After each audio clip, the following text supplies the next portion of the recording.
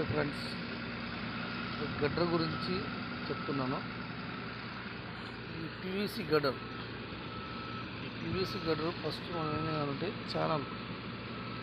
Channel set చేసుకొని అటుపక్క ఇటు ఒక ఛానల్స్ మధ్యలో స్టేబోల్డ్లు కాంక్రీట్. ఇది 17 మీటర్లు. ఇది దానికి సంబంధించిన స్టీల్ కూడా రెడీ అయింది. ఇంకా రేపు పడతారు వర్కర్స్.